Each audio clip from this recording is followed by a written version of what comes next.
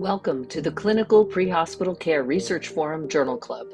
Here in our PCRF Journal Club, we promote evidence-based practices by critically evaluating the latest science in emergency medical services. We hope our discussion will help advance EMS practice. Through the generous support of our sponsors, Limmer Education and ESO, we are able to make science more accessible and understandable.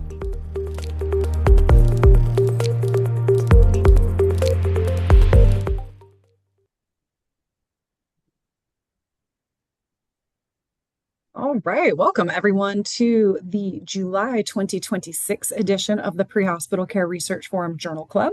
A special thank you again to our sponsors, Limmer Education and ESO, for making it possible for us to be here together today. I'm Remley Crow, and today I'm joined by Jeff Rollman, Michael Caduce, and Dr. Bill Toon. Before we kick off, reminder that this discussion will always be paired with an article written by our very own columnist, Michael Caduce, and it's in the EMS World. It's called Journal Watch. Encourage everybody to check it out online at emsworld.com under Education and Training. And to those of you who are joining us live in the audience, thank you. As a reminder, you can bring in questions as we go. Use that chat feature on your screen, and I will grab the questions and bring them into the conversation. We're reviewing a really exciting article today. So the name of that article is Pre-Hospital and Emergency Care Perspectives to Define Pediatric Critical Illness and Injury. And this is hot off the presses in Western Journal of Emergency Medicine. And we are very fortunate today that we are joined by two of the authors, Dr. Sriram Ramgopal and Dr. Michelle Macy. Before we hop into intros, I want to say one of my favorite parts about hosting this podcast is getting to talk about not just studies that go in and answer a question mathematically, but studies that help us ask better questions. And today's paper does exactly that. In fact, it's set up for another study. And for those of you, if you've ever tried to develop a quality metric or build something like a prediction model, becoming very hot with AI, or just compare even one EMS study to another EMS study, everybody seems to have a different definition of what it means to be critically ill. And if we can't agree on an operational definition for such a thing as simple as critically ill, it's going to be really hard to do any of those next steps, like building those prediction models. And so today's paper really approaches things from that angle. They didn't start with a database. They started by asking frontline clinicians, how do you know a patient's critically ill? And so with that, I would like to welcome our authors to the podcast and ask if you would perhaps give a little bit of an introduction, who you are, what you do, how you got involved in this wild world of EMS research, and we'll go from there. So Dr. Ramgopal, I'll start with you. Sure, thanks for having me on. You can just call me Ram. I'm an assistant professor of pediatrics at the Northwestern University Feinberg School of Medicine and attending physician in pediatric emergency medicine at Lurie Children's Hospital in Chicago. I have been interested in EMS research for a long time now, since I was a fellow in pediatric emergency medicine. I trained in a setting where EMS was prioritized and given a lot of importance with respect to how it fits into the context of greater emergency medicine. I guess for a lot of us who do emergency medicine, we really love that first point of patient contact and that undifferentiated patient and trying to figure out what's going on. And so EMS to me felt like that first point of contact for a lot of the most interesting stuff we see in pediatric emergency medicine. I also come to research with a big interest in data science, which I know is not what we're really discussing today, but that also fed a lot of my interest in terms of how we can use data that's collected in the EMS setting to make better predictions about which patients might be critically ill or not. Love that. Definitely, we share the love for data science, though today we're going to take a slightly different approach. Thank you for joining us. Dr. Macy. Thank you. Excited to be here. Michelle Macy. I am also at Lurie Children's in Northwestern, and I have a role as Scientific Director of Community Population Health and Outcomes at our Research Institute, in addition to working clinically alongside Ram, and have the pleasure and honor to work with him on a number of his projects. I came into emergency medicine thinking I wanted to do research, and people were sort of like, ER people don't do research, and that was 20 years ago. And it's exciting to see that we're really at a point in the field where research is now being on the forefront for EMS providers as well. I have interest in all sorts of different topics and areas, but really like the opportunity to look at things from a number of different lenses. And so this view of how we interpret the big data that goes into the models that get processed with AI and other techniques is really interesting to me. So these qualitative and mixed methods pieces are ones that I'm excited about. I'm excited about these two. And I love that you said that nobody was going into research. And I do see that pivot happening, and involving the front line as you all did is such an important aspect of that. And I love that you involve both sides of the ED doors. And it's critical to have that handoff viewpoint too. But before we go really into all of those details and get to the results and the meat of this and even talk about the next paper, I want to go back and start at the beginning. And so I'm curious, both of you, how did this project come up? What was the moment where you all realized, well, we don't really all agree on what is a critically injured child? Yeah, I'm happy to talk about that. So it's, a lot of stuff that we do in pediatrics trickles down from stuff that has been done or is ongoing in adults, and that's the way we attack a lot of problems. In adult emergency medicine and by extension pre-hospital emergency medicine, there have been some really nice efforts to create models to predict which adults that come to the ED by EMS are critically ill or not. And this can be important from the standpoint of non-transport refusals, destination decisions, and so forth. A lot of times, these are models that have been done to predict in-hospital mortality because, adults do drop dead left and right, and a lot of people who go to the emergency department and transported by EMS do have in-hospital mortality. So, in-hospital mortality is a nice, clean, dichotomous outcome. Either you're dead or you're not dead. And so, trying to predict that type of outcome, I think, has a lot of face validity because it's the obvious bad outcome you're trying to avoid. So you can easily try to construct models to predict mortality with maybe less focus on morbidity because mortality is sort of the extension of morbidity. It's just the next worst thing. So trying to prevent mortality will in many situations also try to decrease morbidity too. In pediatrics, almost everything we do in pediatrics in the emergency department or in any setting is a needle in the haystack problem. Trying to predict mortality in pediatrics is really hard because in-hospital mortality for children, whether transported to whether transported to the ED by EMS or not, is an extremely rare outcome. You're talking about something that occurs in less than 0.1% of kids that are brought to the ED, regardless of where they're coming from. And I might argue that for EMS, patients who are brought to the ED to sustain in-hospital mortality don't really require a prediction model anyways, right? These are kind of the worst of the worst cases. If they're not pediatric out of hospital cardiac arrest, they're whatever happens in that peri-arrest state, one step before that. So trying to create a mathematical model to predict that doesn't really have a lot of potential to benefit patients, since if the patient's in front of you and obviously at death's door, trying to create a mathematical model is not going to help anybody. So that became very apparent. I had been doing a lot of work using primarily vital signs to create to better describe the pediatric out of hospital emergency sample. But it became apparent that what you're trying to predict needs to be something that's logical and sensible, right? So if mortality happens so rarely, and when it happens, it's obvious enough that maybe trying to predict it doesn't matter. What's the step that we should be trying to predict right before that, right? And it becomes this nebulous concept of critical illness, and everyone has their own concept of critical illness. And that might be the next thing that we need to predict, but that's a very nebulous term. And so these two projects represent an effort to try to better quantify or operationalize that for future efforts.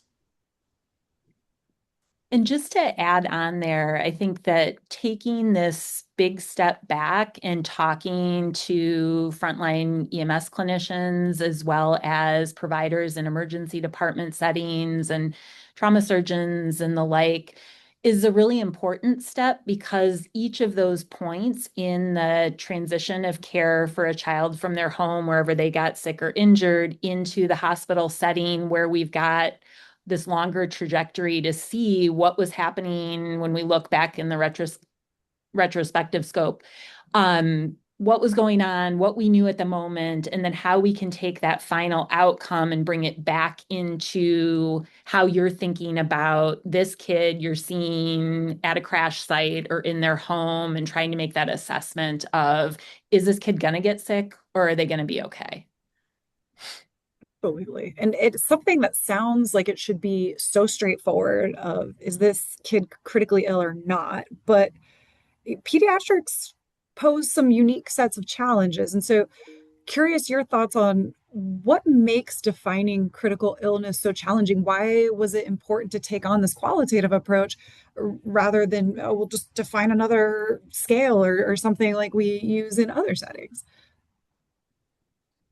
I think to some extent, the paper we're discussing is intended to lead us in that direction. Once you go from mortality, which is a very absolute outcome, to what sorts of things need to happen to a patient for you to think of them as critically ill, then you start to get into a more subjective space. When I finish my overnight shift in the emergency department, at 7 in the morning, and my incoming colleague to take my sign out comes on, I can have this conversation about like, oh man, you missed this crazy thing that happened last night. This patient came in and we called a trauma alert and we did this and we did that. We got 2 IVs, we gave packed red blood cells, and we had to get all these images done, and then we intubated them and put a chest tube in. And so you have this concept of like, if all these awful things need to happen to get the patient from A to B, that patient must have been critically ill. What we find, of course, is that that's a very qualitative, subjective type of thing, right? And everyone has their own threshold for thinking like, oh, if A, B, and C happen to a patient, they must be critically ill or not. When you're trying to think about models that are useful, you need to have an outcome that's useful to predict, right? So thinking downstream from that, what is it that is worth predicting that might actually be helpful to identify a patient that truly is critically ill or not? And so I think, as much as I come from the perspective of data science, prediction modeling, and I love to do those things, it's really important, if you're going to be making models, that you make models that could actually move the needle in impact care. And so coming up with a more concrete definition for something that's inherently slippery was the real focus of this effort. And with kids, we've got so many variables that play out developmentally and physiologically. You've got a heart rate of 180 in a 1-year-old, like that might mean they've got a little bit of a fever. In a 16-year-old, that might mean they've had massive blood loss. And this ability to really think with the folks that we talked to in the interviews and the small group discussions that we had about like, what of those things need to get plugged together to create this picture of critical illness becomes really important. Like, what are the contextual factors? What are the interventions that have played out in the pre-hospital setting or once they get into the emergency department to create that big constellation of factors that Ram was describing for a trauma patient who ended up with chest tubes and intubation and blood products? Yeah, I completely agree with that. And my field experience, it was always a bit challenging. One, volume. I didn't see a ton of pediatric patients, and it took me time to build up that gestalt, if you will. And the ability of a pediatric patient to compensate, or for those findings to be very late was, something that early in my career often took me by surprise. And later you develop the ability to sort of gain the sick or not sick. And I think that having a tool like what you all are building the foundation for would have been a really helpful thing as one of those frontline clinicians. And we foreshadowed at this, but I think, well, I hope that this surprises many of our listeners that we're going to discuss a paper today that contains no odds ratios, no machine learning, no logistic regression. Instead, we're going to talk about qualitative methods And in this case, qualitative methods really were the right way to get at the question. So I'd like you all to talk us through, how did you all decide to do qualitative methods, and what made qualitative methods the right way to go about this question? I'll start with that and then see what Ram has to correct on it. But when we were talking at early phases of his conceptualization of this critical illness in children as an outcome, it, like he was saying, is really nebulous. It's really slippery. It's not something that we can say, if you're on this side of this vital sign parameter, or that it's clearly that's what's going on. And I think when you're in a situation where the numbers aren't enough and you really need to start to understand how people are thinking about the numbers and thinking about the things that are happening to patients, that qualitative methods are a really powerful way to start to get a lay of the land. And all of these interviews are structured around things that have an end goal of working towards the components that'll help build that machine learning model, and that we're setting us up to be able to do the Delphi process that we can talk a little bit about if we have time today.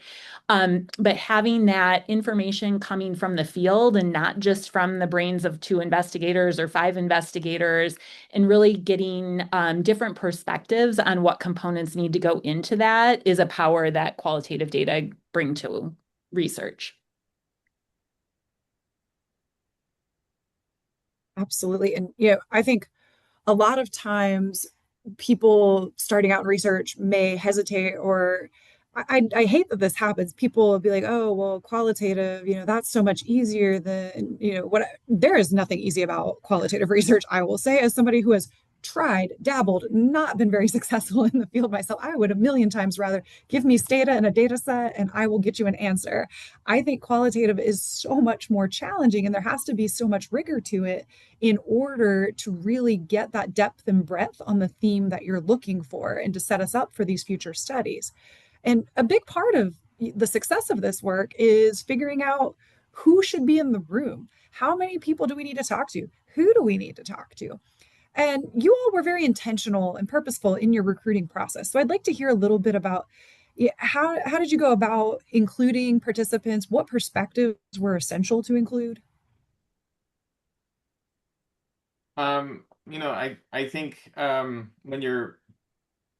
when you're thinking about a question like this, I agree with you, Remley. I very much am a quantitative person, as I've hinted at before, and so I really enjoy constructing prediction models. When you're constructing a prediction model, you think about your kind of general algebra equation where you're trying to solve for y.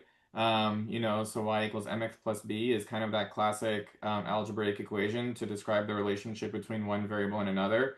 When you take this to the pre-hospital question that we're dealing with, the problem is that if you haven't decided what y should be, like what is it you're solving for, then the whole purpose of the exercise can be somewhat futile, and you're not making a difference with respect to the research that could actually impact care or improve care would be used by your partners. And coming to a consensus on what you should be solving for is a really essential first step. And so, as much as we enjoy constructing models and describing data, I think anchoring it to real life care through the lenses of people that provide that care is a really essential first step. Um, to kind of get to what you were asking, when you're thinking about this type of question, with respect to qualitative research, and please correct me if I'm wrong, Michelle, but we always think about who would be kind of representative, and give perspectives that we might be lacking. So in the scope of a pre-hospital type of question, for children, I think thinking about who are key players that might have something to say that's different, that's novel, that I might want to get. That their opinion might inform how we choose to go about doing our, the second study, which was a Delphi. Like what sort of things would feed that type of criteria. And so we spoke to some of, our direct colleagues in pediatric emergency medicine, Obviously, when you're thinking about trauma, it's helpful to get the perspective of, people who do that professionally. So we spoke to a trauma surgeon, and then we also were careful to get opinions from people in the EMS space as well. Absolutely. And, finding those folks to do these interviews can be challenging. And you all had some folks who were not able to show up. And what I really like about this paper is that you didn't let perfection be the enemy of great. This work was very valuable. You were able to dig into all of the different aspects throughout the continuum of pre-hospital, past those emergency department doors into that handoff. And I just want to highlight that before we talk a little bit more through the methods that, you might come in with one idea of, I want to get these 82 interviews, but at the end of the day, that might not actually be something that's feasible. But because of how you all structured these interviews, and you had a guide that we can talk about, and because of how you collected and coded the data, even with what may in a quantitative study would surely be a small sample size, you were able to glean so much. And I want to talk through a little bit on those methods that made this successful, because again, I think qualitative work is way more challenging in my book. And I want the listeners to have an appreciation for what really goes into this. So perhaps you can walk us through, the data collection and then that data coding process. Yeah, I'll take a start with this. And it has been fun to work with a more quantitative anchored person in RAM to pull along some of these qualitative themes. And so we started with the literature. We started with tools that are already out there and really thinking about how can we present what we know in the field about different assessment scores and the adult experience with defining critical illness and put that in front of people so that they can have a conversation about it and respond to it and react to it in a way that we can start to systematically look at those responses, organize those responses around different themes, and then synthesize that information in ways that gave us elements that could go forward into this Delphi process, which includes survey methodology and a larger sample size. And so with qualitative methods, you're not really looking for statistical power and doing those kinds of calculations. So you're not finding where your confidence intervals are. But as you have conversations with people in interviews, you start to get into kind of a groove with it. And you're like, when I ask this question, if I'm hearing from this type of perspective, a pre-hospital provider versus a trauma surgeon, I bet they're going to say this. And that's a spot where you start to know that you're reaching saturation or sufficiency within your data. So you're starting to hear the same thing over and over because you're starting to get a sense of what's going on. And with qualitative methods, another thing that can make quant-minded people a little bit nutty is sometimes you make some modifications. So you start out with an interview guide, you start out with a slide deck and a little presentation that Ram does to give an overview of what these methods are that have been used in the past. And then you find out like that didn't exactly work, or we already know enough about this aspect of it through the conversations that now we need to dig a little bit more into this other area that we haven't heard so much. So it is a really iterative and fluid process.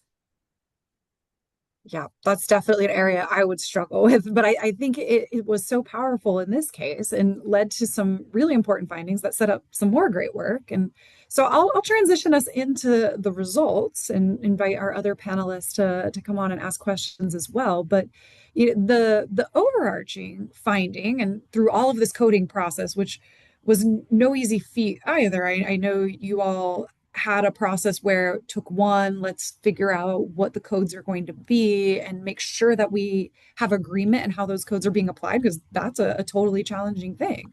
But at the end of the day, there were 5 themes that came out, and we can walk through them. But one of the things that stuck out most to me in this paper was the differences in the viewpoints. And this speaks again to your recruitment and why it was so important to have different perspectives, because it seemed to me that the paramedics who were interviewed and the physicians weren't necessarily looking for the same things. It seemed that those in the pre-hospital setting were more focused on the interventions being applied, whereas the physicians were more focused on the actual diagnostics and the diagnoses. Um, what are y'all's thoughts on what happened there? And was that something that you expected, or was it unexpected? I think that's an interesting point that you raise about how different people, based on their background, process these types of problems. In the pre-hospital setting, you have to be okay with less information. You don't know the answer. You don't have the final diagnosis in front of you. You're Mhm. guided by your training with respect to the pediatric pre-hospital assessment, which in some cases may not have been the most. We know that pre-hospital training is very limited with respect to pediatric care. Um, so that's one issue. So I think about when the EMS people address this type of question, they were focused on what sort of things happen to a patient that I'm worried about. And so, specifically IV placement was a big one. Like if I'm like, we don't like to get IVs in kids. If we're doing it, it's because of something, whether it's kind of like a spider sense, I don't feel so good about this patient, or whether it's something that's a little bit more, quantifiable. Versus, I think when you get to the in ED setting, you have the trauma surgeon, you have the emergency department docs, and we think about like, okay, what's going on? What's like what do we think? Even if we don't have the answer, where are we going with this? Like what is this patient at risk of having that I should be most worried about? So there is sort of a split there based on probably how we're taught to analyze these problems and the typical amounts of information we're used to having at our disposal. Like will get the X-ray as part of the primary series. They won't, right? Like they clearly don't have that. So like we're always like, okay, what more information can I extract?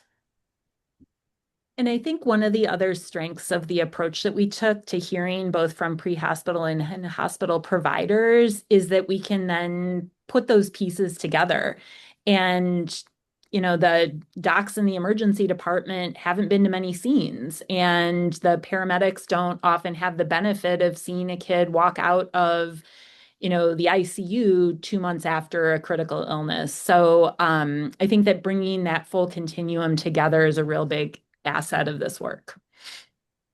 Absolutely. And I think that viewpoint is critical on, if I am the receiving physician and I see that they've done one of these procedures, there's clearly some suspicion of critical illness. And when I was first reading this, yeah, I found it really interesting, the emphasis on procedures, because in my mind, it's not the procedure that's predicting the critical illness or causing the critical illness, right? We all know it's the clinician's perception of, oh, they're really sick, I need to do this thing. But when we're looking at the continuum of care, that's critical information for that receiving physician to have.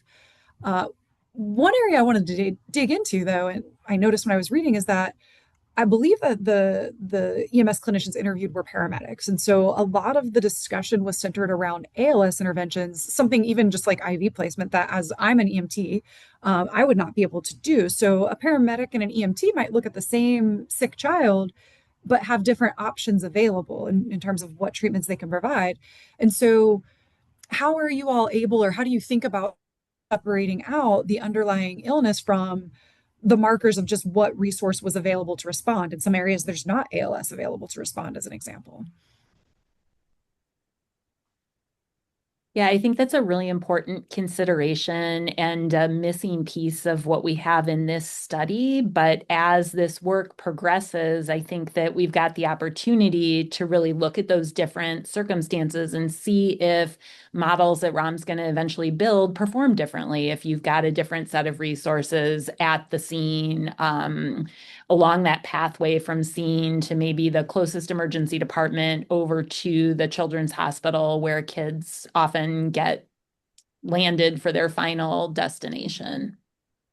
I think it's tricky also because the ultimate goal of this is to create models to identify critical illness, right? To separate high versus low acuity, maybe versus medium acuity for kids in the pre-hospital setting. So certain things, if you're thinking about the standpoint of modeling this information, might be representative of something else, right? So getting an IV placement, if you think of that as a predictor, there is going to be a ton of variation.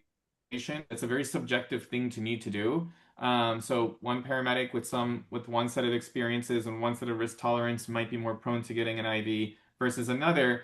And so for sure, when you think about how this would model out, getting an IV in the pre-hospital setting will certainly be associated with having that patient need something bad or something more, but that becomes very hard to quantify because there's so much variation from one provider to the next. Another thing that occurs to me that is similar, but maybe more generalizable to BLS providers too, is just the number of times you've checked vitals. You know, if you're checking vitals every 2 minutes and charting it, that clearly means there's a higher degree of concern for that patient. And so, or maybe it's just a longer transport, but there's something there about getting more vitals assessed, having more charting done, and how sick the patient turns out to be. And then perhaps you go to the extreme where the patient's really sick and then you don't chart any vitals at all because you just have better things to worry about than charting vitals. So, there's different points that kind of that represent operational metrics that might represent clinical concern. But then how you would actually use that in terms of a model might be less obvious, right? Like if you're trying to predict critical illness, did the patient need an IV or get an IV or not becomes a very subjective thing. And instead we're trying to anchor what we're trying to do to more quantifiable things that are kind of less subject to inter-rater reliability concerns. Like what were the vital signs actually like? What was the GCS actually?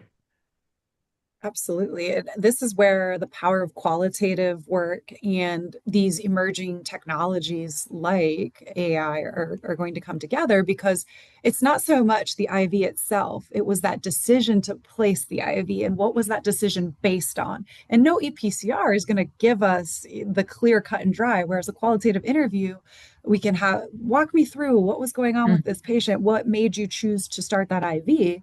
And there's this emerging science around like context graphs and decision tracing, I think will become even more important. It's exactly what you both highlighted here. It's not actually the thing, it's that they chose to do the thing was a marker for something else.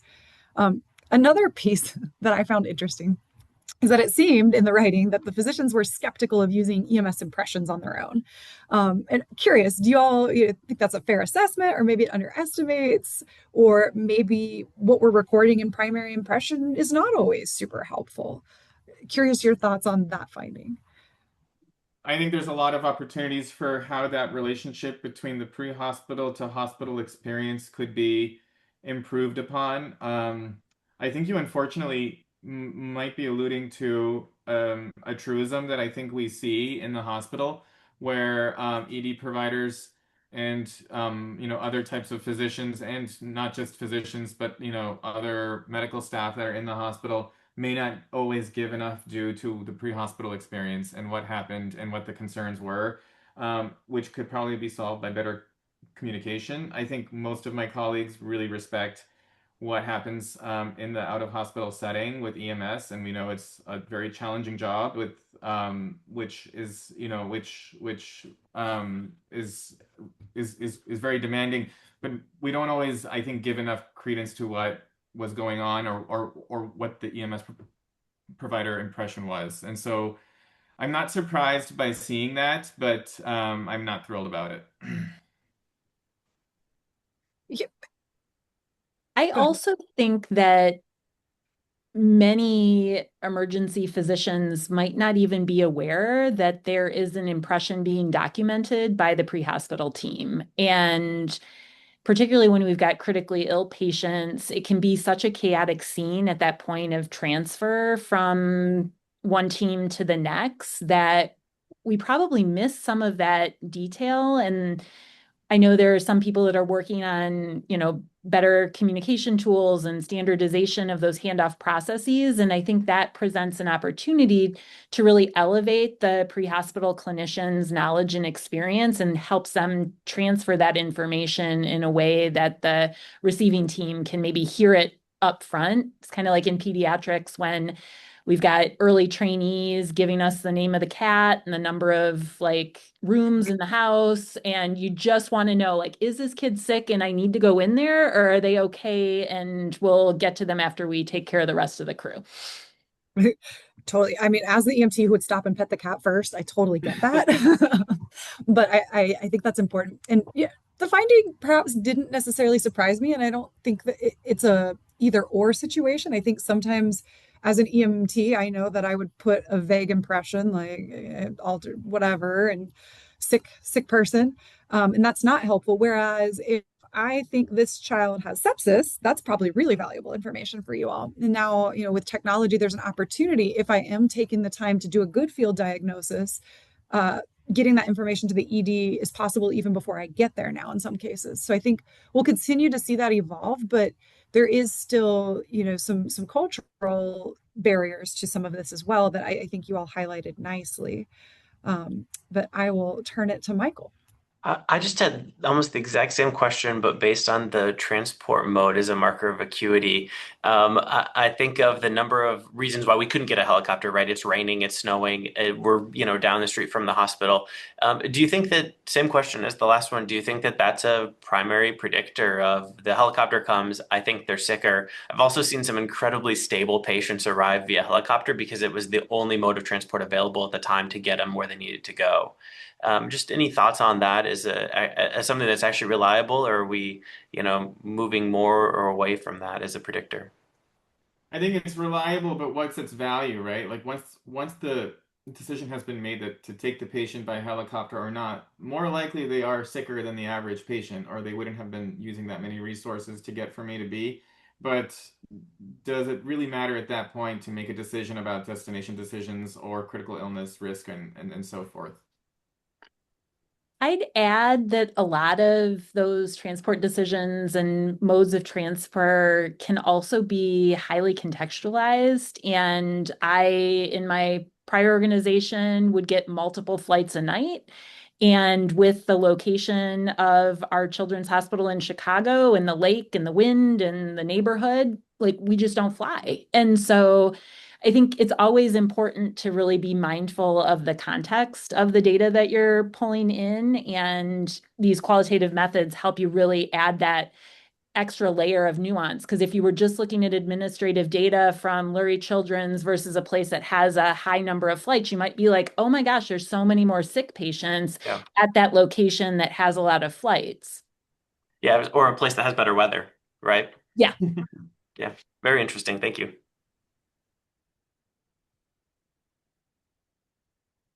Another area I wanted to dive into was the existing scores. And some of y'all know I'm a stickler. I'm not a huge fan of let's invent another scoring system because, it all depends what's available to me pre-hospitally and like, can I do it quickly and on demand? Because this is generally a rare event for me.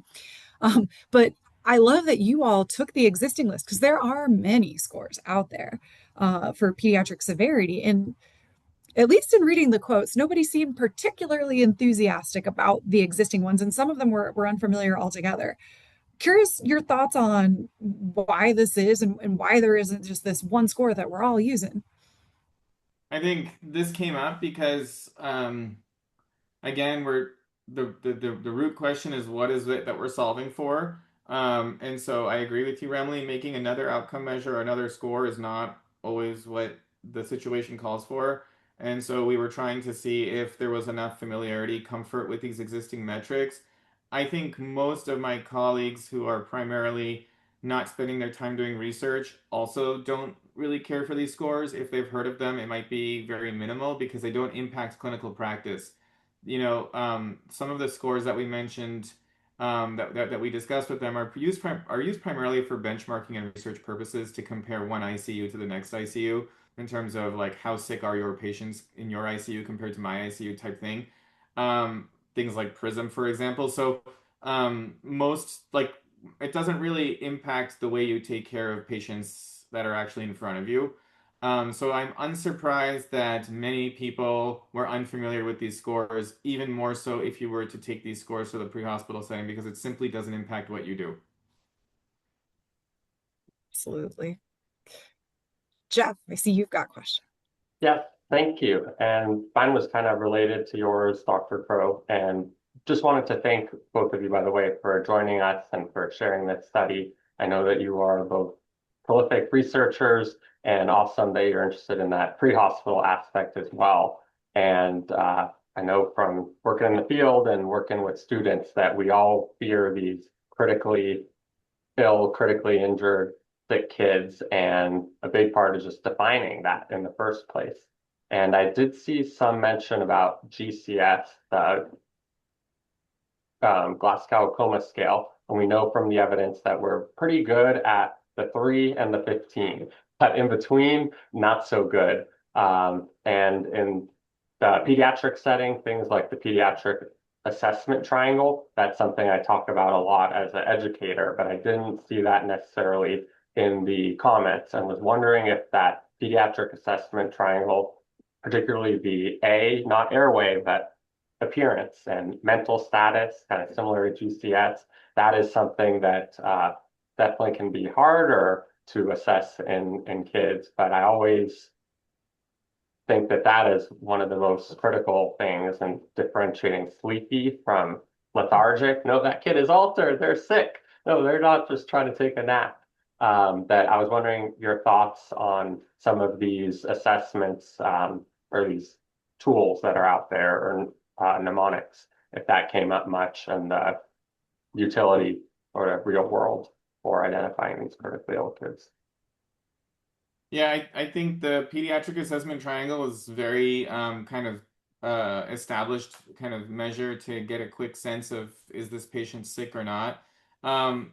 You're right. We didn't really get into it much with this set of interviews. It didn't occur that much. Again, with the idea that our focus was really on thinking about predictors associated with an outcome, and we were trying to generate movement towards that final process. I think GCS is hard to apply to anybody. There's a lot of iterator reliability. We know that EMS application of GCS has some like systematic differences to how it's applied when the patient arrives at the hospital, but we know that they correlate really well. With respect to pediatrics, I think the AVPU works quite well to supplant the GCS in most situations. So even if it's hard to quantify the exact GCS, getting that sense of, does this patient have normal mental status or not is really essential. But I think it's a very valid point that that pediatric assessment triangle didn't, feature very prominently in this set of interviews, which might represent like something that might be worth looking at further. Absolutely. And now the audience is in for a real treat here because it's kind of a 2-for-1 on the research. But I really like this paper, and I want to give the authors major kudos, your whole authorship team, because you all are obviously very well researched, well versed in the space, and it would have been quite simple, I think, or tempting to go ahead and just launch straight into a process where we look to build consensus on a measure.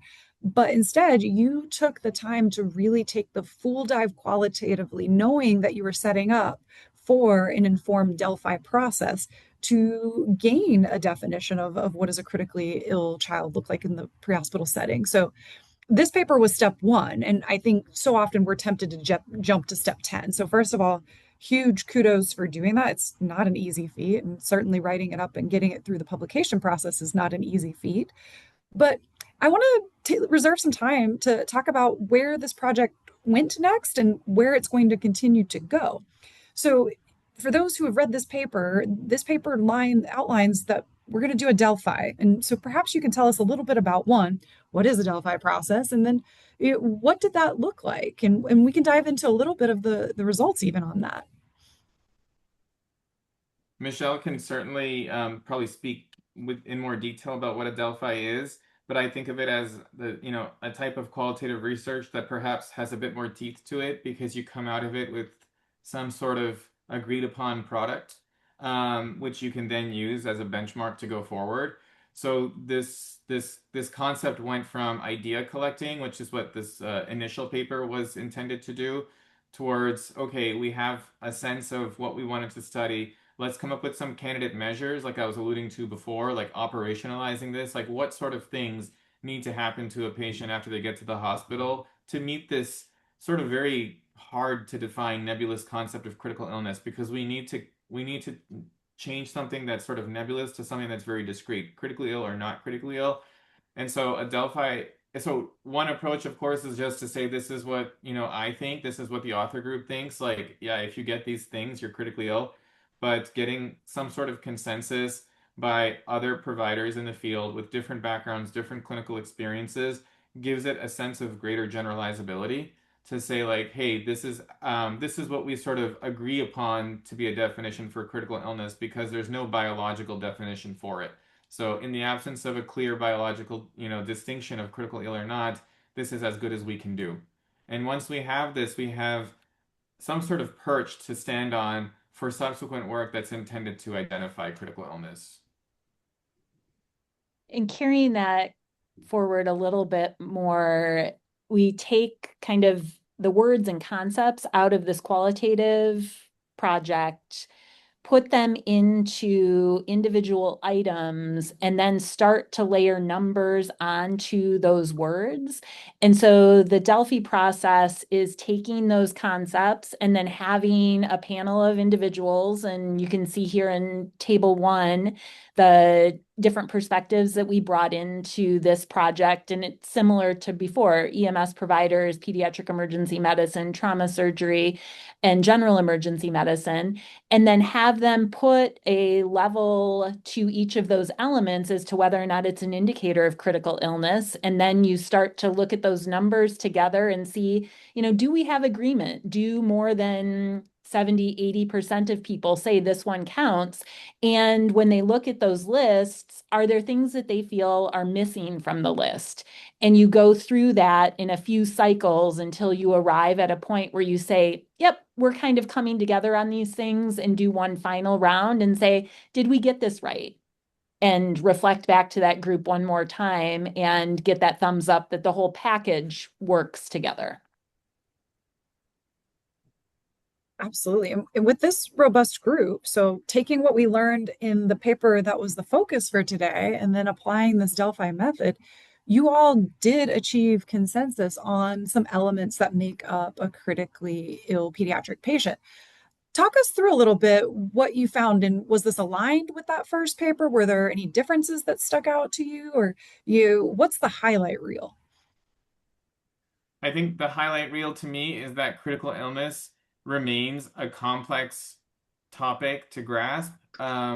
You simply can't define it as this patient went to the ICU or not, or this patient had really concerning vitals when they came in or not. But it really does get into the weeds with respect to specific details, whether it's medical or traumatic. There's a lot of specific concerns that meet this qualification for critical illness, which I think will have downstream implications for how you can model it, because it's not a single monolithic entity, right? And each of them might have different driving factors. If you have increased intracranial pressure, for example, that causes one alteration of, or one kind of expected alteration of vital signs that might be noticed in the pre-hospital setting versus if you were to have sepsis or shock. So vastly different conditions. All of them are quite serious and can lead to high morbidity and mortality if they're not addressed quickly. And it will inherently be something hard to predict. There's a lot of conditions. I think there was 50 that finally came out across the span of different categories. So it is going to be something that would be challenging, rather than like kind of a simple measure like admitted to the ICU or not. Our intention after this project is to see what can we do to predict this type of critical illness. We've done some preliminary work to get in that direction, simplifying this somewhat to just ICU admission or not. This is a paper that we published in the last several months where we had access to data that was linked between the pre-hospital record to the in-hospital record, to see what sorts of vital sign alterations ultimately lead to the outcome of in-hospital mortality, which again is an uncommon outcome, hard to predict, or which lead to the presence of an ICU admission. I am excited about this research because it really links together the pre-hospital and hospital-based records, which to date has been quite challenging to do, especially if you're trying to get really detailed information like, okay, this patient went to a community hospital, but then was transferred to the main children's hospital. How do we track these outcomes across multiple settings? So we were able to accomplish that with this type of work. And actually, keeping it somewhat simple and looking at just vital signs as predictors and ICU as outcome, the performance of models to identify which patients ultimately go to the ICU is actually surprisingly strong, with fairly high predictive performance and area under the curves that are in like the 0.75 type territory. kind of indicating that there is some signal here that might be useful. Broadening that to, from simple ICU admission to the many outcomes that are listed here in table 2 of what you have shown here on the screen, I think will necessarily have some inherent challenges just because of how different these conditions can be.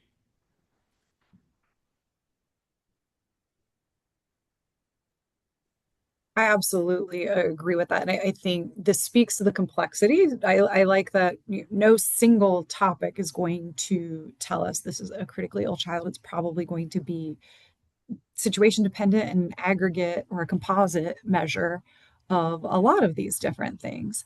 Um, as we're rounding out, I have that unpopular task of wrapping us up as well. But what is your vision for how both this study, the Delphi, and maybe a little bit of what's next are going to be used? Is the vision that this will be a tool that can be even used in EMS education, or is it more of just about standardizing research? Is it potentially setting the path for a predictive curbside decision tool, if you will?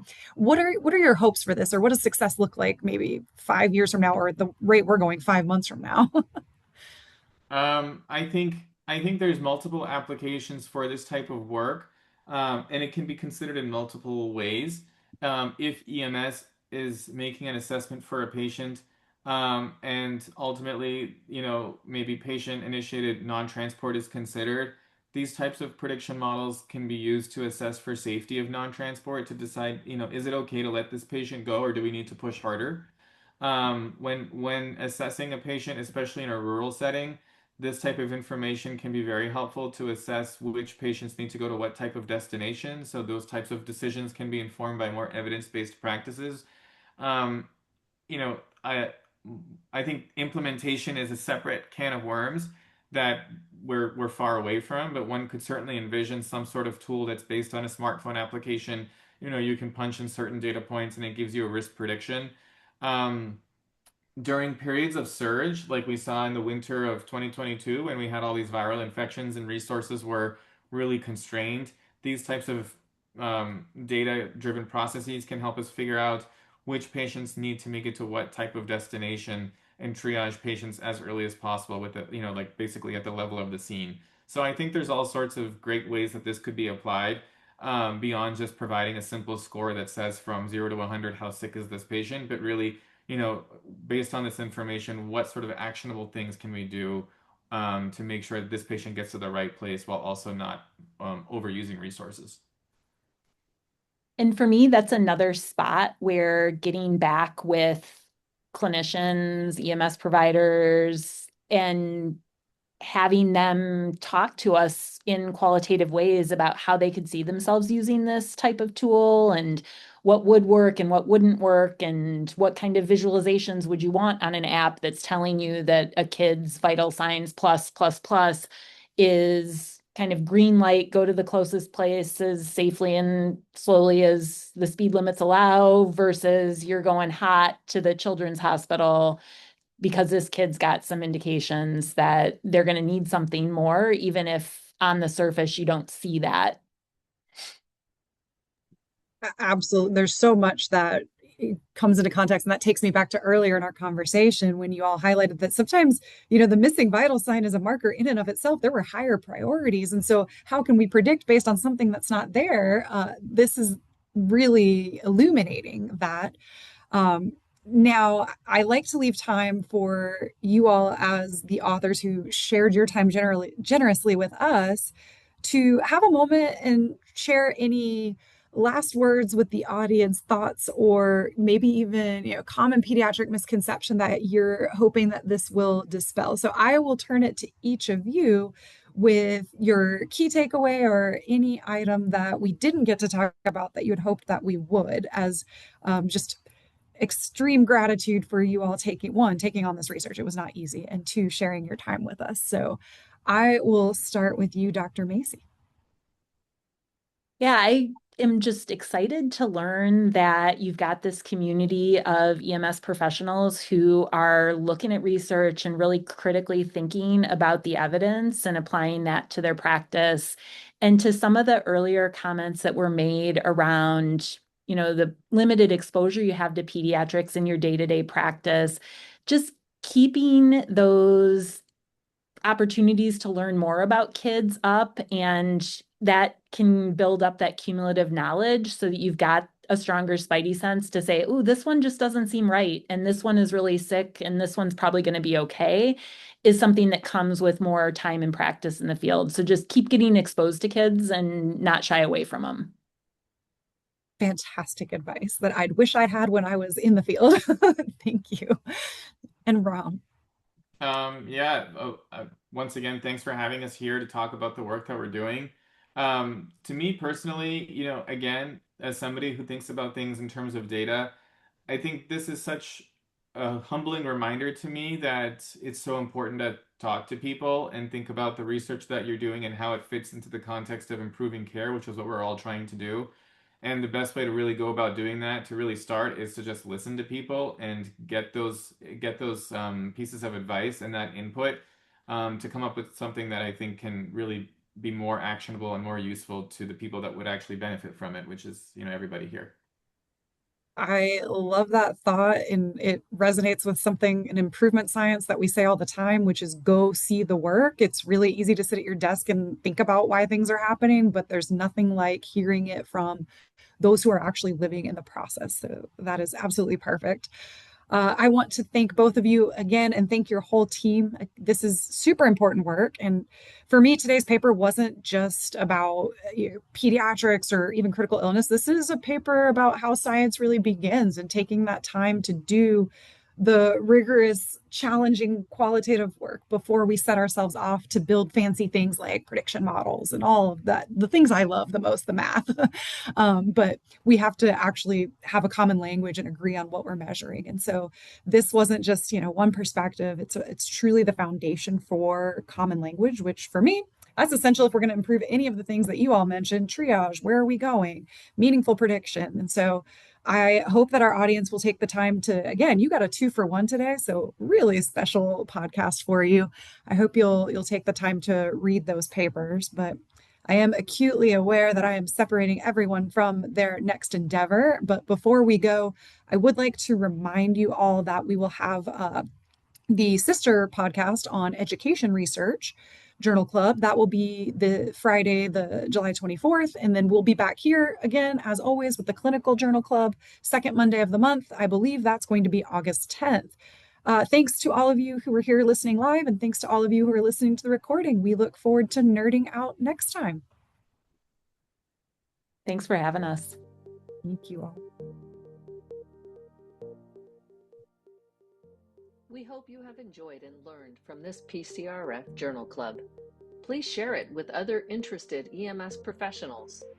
An archive of past journal clubs can be found at pcrfpodcasts.org. You can also find us on Facebook at PCRF at UCLA and on our website, prehospitalcare.org. A special thank you to our sponsors, Limmer Education, providing educational tools for success at every stage of your EMS journey, and ESO, dedicated to improving community health and safety through the power of data.